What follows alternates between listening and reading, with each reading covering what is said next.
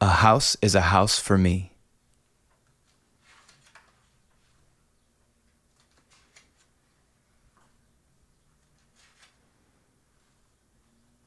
A hill is a house for an ant. An ant. A hive is a house for a bee. A hole is a house for a mole or a mouse. And a house is a house for me. A web is a house for a spider. A bird builds its nest in a tree. There is nothing so snug as a bug in a rug, and a house is a house for me. A coop, that's a house for a chicken. A sty, that's a house for a sow. A fold, that's where sheep all gather to sleep. A barn, that's a house for a cow. It is also, of course, a house for a horse. A kennel's a house for a dog. A dog. A dog is a house for a flea. But when a dog strays, a flea sometimes stays, and then it may move in on me. Houses for rabbits are hutches. A house for a mule is a shed.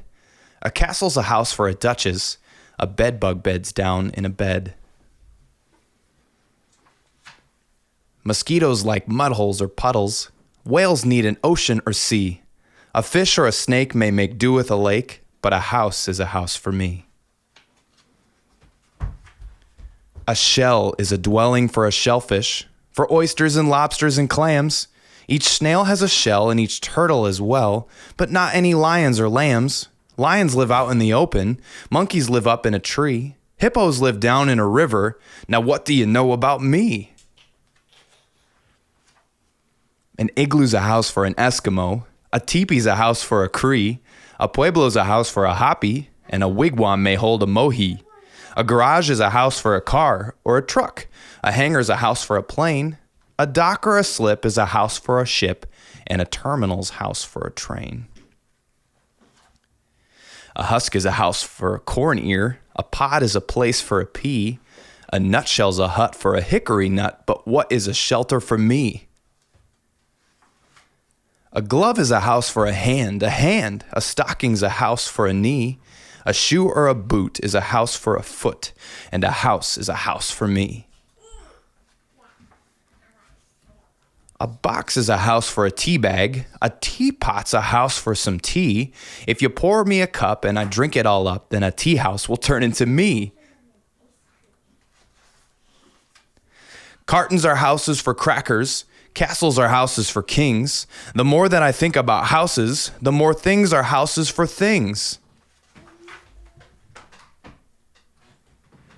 And if you get started in thinking, I think you will find it is true, that the more that you think about houses for things, the more things are houses to you.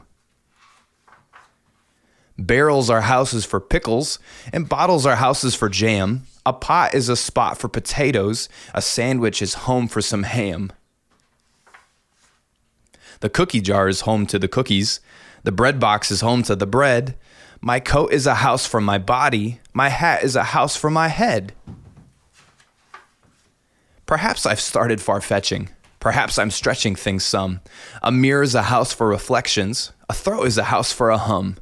But once you get started in thinking, you think and you think and you think how pockets are houses for pennies and pens can be houses for ink. How peaches are houses for peach pits and sometimes are houses for worms. How trash cans are houses for garbage, and garbage makes houses for germs. And envelopes, earmuffs, and eggshells, and bathrobes and baskets and bins, and rag bags and rubbers and roasters, and tablecloths, toasters, and tins. And once you get started in thinking this way, it seems that whatever you see is either a house or it lives in a house, and a house is a house for me. A book is a house for a story. A rose is a house for a smell. My head is a house for a secret I never will tell. A flower's at home in a garden. A donkey's at home in a stall. Each creature that's known has a house of its own. And the earth is a house for us all.